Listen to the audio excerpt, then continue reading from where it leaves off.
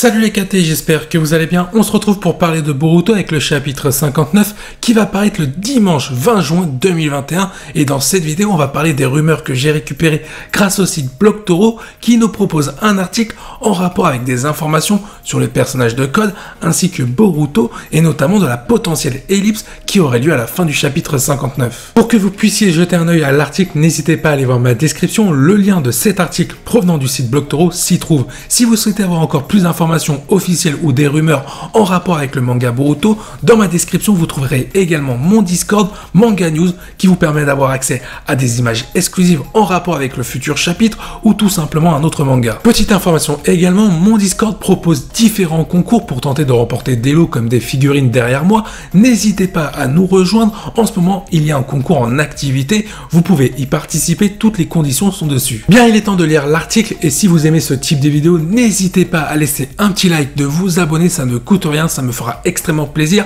Sur ce, on commence maintenant. Le chapitre 59 de Boruto devrait marquer la fin de la première partie de l'histoire. Ce chapitre marquera la fin du tome 15, soit la moitié de l'œuvre de Kishimoto. Un énorme cliffhanger est attendu en fin de chapitre, ce qui bouleversera le scénario du manga. Plusieurs événements devraient avoir lieu, ce qui changera la donne dans la suite du manga. Le personnage de Code va continuer à évoluer en termes de puissance, notamment grâce à son Kama. Il aura pour plan de s'en prendre à Konoha ainsi que Boruto. Suite à cela, Momoshiki en profitera pour s'emparer du corps de Boruto. J'espère que cet article vous a plu, n'hésitez pas à venir en commentaire pour donner votre avis. Maintenant on passe à la partie analyse et on va commencer avec le premier thème, l'ellipse qui pourrait se produire à la fin du chapitre 59 pour démarrer la deuxième partie de l'histoire de Boruto dans le chapitre 60, soit le tome 16, c'est-à-dire la moitié du manga de Kishimoto. On va faire un petit récapitulatif de toutes les informations officielles et des rumeurs en rapport avec l'ellipse, et comme vous l'avez remarqué dans cet article, il y a des similitudes par rapport à d'autres sites que j'avais évoqués dans de précédentes vidéos. Cela semble donc se confirmer pour le chapitre 59 qui pourrait voir la fameuse ellipse du manga Boruto. De plus, on a eu les propos récemment de Kishimoto et Dekimoto, on va commencer par le dessinateur qui nous avait dit qu'il préparait le combat Boruto versus Kawaki après l'ellipse, celui qu'on a vu dans le chapitre 1, en termes de dessin. Cela signifie que l'ellipse est de plus en plus proche. On est d'accord que tu ne vas pas préparer quelque chose un an avant, sinon c'est complètement con. En plus, on a Kishimoto qui a annoncé en décembre, avant que Kodaichi lui laisse la passe pour que Kishimoto retrouve son manga, il a annoncé très clairement que l'ellipse était de plus en plus proche, et lors de la Jump Festa 2021 qui était en janvier, Kishimoto a affirmé qu'il n'y aurait qu'une seule ellipse durant son œuvre Boruto et qu'elle aurait lieu cette année. Kishimoto avait d'ailleurs annoncé au tout début du manga Boruto que le format de son manga n'aurait que 30 tomes et qu'il souhaitait diviser son histoire en deux parties, partie 1, partie 2, à la moitié, c'est-à-dire le tome 15 avec le tome 16. Et vu que le chapitre 59 marque la fin du tome 15, c'est-à-dire la première partie de l'histoire de Boruto, quoi de mieux de démarrer avec le tome 16, soit le chapitre 60 pour la deuxième partie de l'histoire. D'ailleurs, je vais vous faire une petite parenthèse qui devrait vous faire plaisir, il y aurait un deuxième film Boruto en préparation en rapport avec l'ellipse. Alors s'il doit y avoir une officialisation, parce que pour l'instant on est au stade de rumeurs et que c'est dans les tuyaux, et ben ça aura lieu certainement après la fin de l'anime pour la première partie de l'histoire de Boruto. Toutes les informations sont à retrouver sur mon Discord dans la partie Manga News avec les sorties de manga et les dernières actualités. Pour en revenir sur les informations officielles, au mois de mai on a eu le V-Jump et le Weekly Shonen Jump qui insinuaient que l'ellipse allait avoir lieu après l'arc centré sur Amado et Code. D'ailleurs, pour ceux qui souhaitent une information encore plus récente, on a Kishimoto il y a quelques semaines seulement qui a annoncé que les derniers chapitres, le 56, le 57, le 58 et le 59 qui allaient paraître étaient des chapitres pour mettre en place la deuxième partie de l'histoire de Boruto et qu'il y aurait des caractéristiques similaires avec la fin de Naruto pour le début de Naruto Shippuden. Et effectivement, si on fait un comparatif, on remarque bien que le combat Naruto-Sasuke quand ils sont à l'hôpital avant que Sasuke fugue de Konoha, on retrouve un peu la même chose pour Boruto avec son adversaire face à Kawaki juste avant l'ellipse, et plus tard il y aura le fameux gros combat avec Boruto adulte face à Kawaki adulte. D'ailleurs, la mentalité de Kawaki ressemble de plus en plus à Sasuke à la fin de Naruto. Souvenez-vous, Sasuke voulait tuer son frère à tout prix, peu importe le prix à payer, quitte à acquérir la force que lui propose Orochimaru s'il faut trahir Konoha tant pis. Kawaki, c'est un peu la même chose. Évidemment, il n'a pas les mêmes objectifs, il veut protéger Naruto, mais il est prêt à obtenir une force, même si ce n'est pas la sienne, quitte à récupérer le Kama. Du coup, on peut même faire un parallèle avec Naruto et Boruto. Naruto, à l'époque, était prêt à tisser des liens avec Sasuke pour se faire des amis, et donc il montrait ses valeurs, et on a un Boruto qui veut montrer ses valeurs de shinobi à Kawaki. Au final, on a deux histoires qui se rencontrent, qui se caractérisent, comme l'avait dit Kishimoto, comme quoi l'ellipse est bel et bien proche. Autre chose encore plus troublant, c'est le discours de Boruto et Kawaki. Boruto, ces derniers chapitres, il ne cesse de clamer les valeurs d'un shinobi, alors que Kawaki ne cesse de clamer sa mentalité par rapport à son enfance difficile. Et comme par hasard, lors du chapitre 1, au moment où Boruto et Kawaki, adultes, s'affrontent, on a un Boruto qui dit qu'il reste un shinobi, et on voit un Kawaki qui est totalement devenu fou, enfin, qui semble être fou et qui semble montrer son Kama pour représenter sa force. Pour ceux qui se demandent quelle va être l'origine du conflit entre Boruto et Kawaki, on l'a déjà, c'est tout simplement un problème de mentalité de base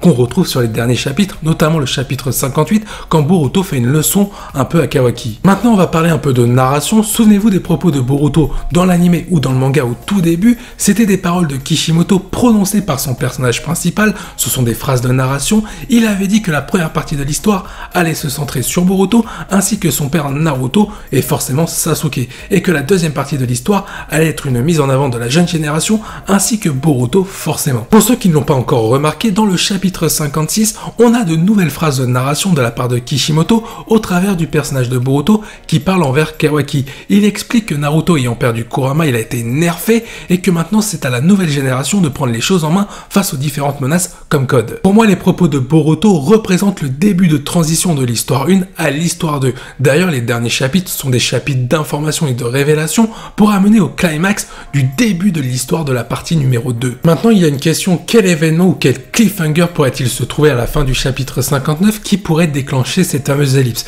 Il y a plusieurs éléments. Le retour de Kajin Koji, pourquoi pas? Le retour aussi de Sasuke, car on ne sait pas ce qu'il est devenu depuis qu'il a perdu son Rinnegan et depuis son retour à Konoha, ou des secrets qui pourraient être révélés en rapport avec Amado. Forcément, la trahison d'Amado pourrait amener à cette fameuse ellipse pour faire basculer le village de Konoha dans le côté ténèbres, là où rien ne va. Parce que Amado, malgré tout, tout est lié à lui sur les derniers chapitres, la menace, Code et Eda, Boruto, le fait qu'il suive le traitement d'Amado, Kawaki qui pourrait récupérer le Kama, on se doute bien que c'est forcément Amado qui en sera à l'origine. Il y a aussi l'hypothèse que ce soit Code qui soit à l'origine un peu du cataclysme au sein du monde shinobi en rapport avec Boruto. C'est ce qu'on va voir dans quelques instants, notamment lors du dernier thème. Mais pour l'instant, on va démarrer avec le deuxième thème, la puissance de Code qui pourrait évoluer grâce au Kama comme c'est stipulé dans cet article. Le Kama blanc de Code est considéré comme raté par celui-ci car il ne lui permettait pas d'être réceptacle d'Ishiki Otsutsuki. Mais si on regarde bien, il comporte les mêmes caractéristiques en termes de puissance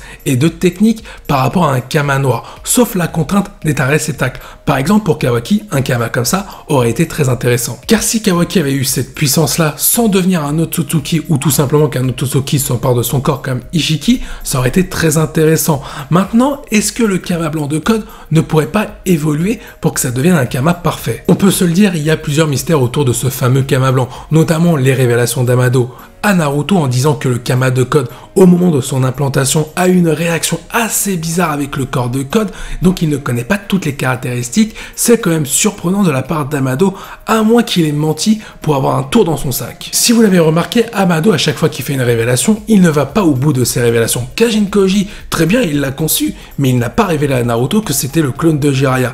Et peut-être le fait de garder la moitié des informations concernant le Kama blanc de Code, et que Code même ne sache pas les véritables caractéristiques, Amado il a un véritable coup d'avance. Je reviens sur un autre point très important concernant toujours Amado, la conception du suppresseur de Byakugan qui permet de ralentir la transformation en Otsutsuki de Boruto. Pourquoi il a recherché à l'époque le pouvoir originel des Otsutsuki, c'est-à-dire le Byakugan? Il faut aussi qu'il explique ça à Naruto. Pour l'instant, il a juste dit qu'il avait conçu un médicament qui permettait de faire ça. Mais l'origine de ce médicament, les produits, d'où viennent-ils? Et là, je te vois venir, tu vas me dire qu'Amado, il a dit à Naruto qu'il avait conçu ce produit, ce médicament-là, pour combattre à l'époque Jigen, soit Ishiki. Mais si c'était réellement le cas, mais Amado, il serait mort, puisque Jigen n'aurait jamais, entre guillemets, sympathisé avec Amado. Et vous savez ce qu'on dit? Est-ce qu'on peut réellement faire confiance à un traître? S'il a trahi Kara, ça ne l'empêche pas de trahir Konoha. Il y a quelque chose de troublant, les expériences de Jigen. Au départ, c'est Amado qui les a préparées pour que ces expériences aient lieu. Comme il a l'air d'avoir beaucoup de connaissances sur le Kama, et ce ne serait pas étonnant, et surtout qu'il peut être à l'origine du retour de Kama de Kawaki, qui ne vous dit pas que c'est lui qui a créé le Kama blanc pour le mettre spécialement sur Code en réalité, en montant à tout le monde en disant je ne sais pas ce qui s'est passé, pour en réalité assouvir ses propres objectifs dans l'ombre. Vous êtes beaucoup à vous demander, mais si les cyborgs Code et Eda attaquent Konoha et qui s'en prennent à Amado, Amado étant le concepteur, il peut les désactiver, donc ça se trouve c'est ça son plan, se servir du Kama blanc de Code pour le récupérer afin de faire une destruction massive du monde Shinobi pour peut-être se venger. Je rappelle qu'il y a 12 ans il a perdu sa fille et qu'il en parle à Naruto, ça se trouve il veut se venger du monde Shinobi qui n'a pas su protéger sa fille ou qui lui a enlevé. Du coup le Kama blanc de Code a encore beaucoup de secrets qui vont être dévoilés dans la suite de l'œuvre Boruto et on a vu sur les derniers chapitres la véritable puissance de Code avec un limiteur. Alors imaginez sans limiteur, ça se trouve il pourra utiliser son Kama pleinement. Autre chose, j'en ai parlé juste avant, si Kawaki récupère son Kama grâce à Amado, ça veut dire qu'il peut réimplanter un Kama en Kawaki. Et pourquoi il ne le ferait pas sur Code? Je rappelle que Code a pour objectif aussi d'enlever son limiteur et qu'il a besoin des yeux et de la voix d'Amado. Il va forcément devoir le kidnapper et Amado, sous la torture, pourrait proposer ses services en retournant sa veste par rapport à Konoha pour aider en réalité Code et Eda. On passe au dernier thème de cette vidéo, le fameux combat qui pourrait avoir lieu dans le chapitre 59, Code versus Boruto. Alors je vais vous donner mon avis par rapport à ce que dit l'article. Sincèrement, je n'y crois pas trop, ça me paraît trop court en si peu de pages pour développer tout ça. Maintenant que le Code est à la rencontre de Boruto, pourquoi pas pour avoir comme objectif de réveiller la menace à l'intérieur de Boruto et la montrer au monde Shinobi pour le fragiliser. Ça je serais d'accord et ce serait même très intéressant de finir sur ça la première partie de l'histoire de Boruto avec un Boruto totalement manipulé par Momoshiki et le monde Shinobi qui veut l'abattre. Pour l'instant, le monde Shinobi n'a pas conscience de la véritable menace que représente Boruto malgré lui. Il n'y a que les Kage qui sont au courant, mais même eux se posent des questions par rapport à ce qu'on doit faire concernant le cas de ce personnage-là. Même Gaara, qui est ami avec Naruto, il lui a posé la question « Est-ce que tu serais prêt à arrêter Boruto si jamais celui-ci perd le contrôle ?» Et pour le coup, tu doutes bien qu'il va pas l'arrêter en train de cueillir des champignons. S'il doit vraiment l'arrêter, il faudra peut-être même le tuer. Et même Amado l'a dit à Naruto, mais lui il veut manipuler, c'est sûr.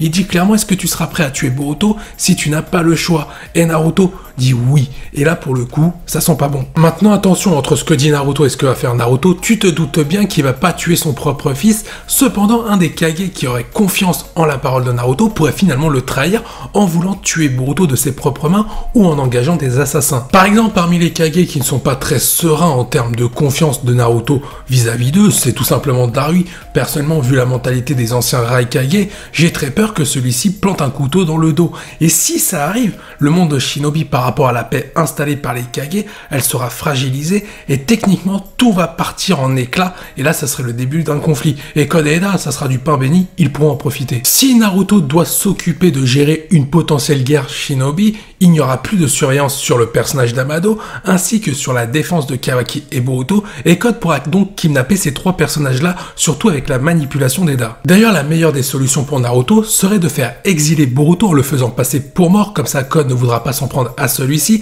ainsi que le monde Shinobi. Et pendant que Boruto sera en exil en dehors du village de Konoha, celui-ci sera protégé et entraîné par Sasuke. Mais malheureusement, il pourrait y avoir un retournement de situation suite aux conséquences causé par Code à l'égard de Boruto, le fait que celui-ci se fasse passer pour mort, peut-être que Kawaki va croire cette situation-là et va devenir totalement taré, voulant détruire le monde Shinobi pour ce qu'ils ont fait à son ami. Par exemple, avant l'ellipse, on pourrait retrouver un Boruto en train de s'exiler, et pendant cette fameuse ellipse, on aurait le conflit qui se déroule dans le monde Shinobi qui sera fragilisé, un Kawaki qui va commencer à basculer par rapport à la situation de Boruto, le pensant mort, et après l'ellipse, on aurait tout simplement les conséquences de ce qui s'est passé avant l'ellipse. Manipulation d'Amado, Code et son plan, les manipulations d'Eda également, et après l'ellipse, on aura aussi le combat Boruto et Kawaki qui sera le climax de tous ces événements. Cette vidéo touche à sa fin, j'espère qu'elle vous a plu, n'hésitez pas à liker, vous abonner. Sur ce, je vous dis à la prochaine, portez-vous bien, salut les KT.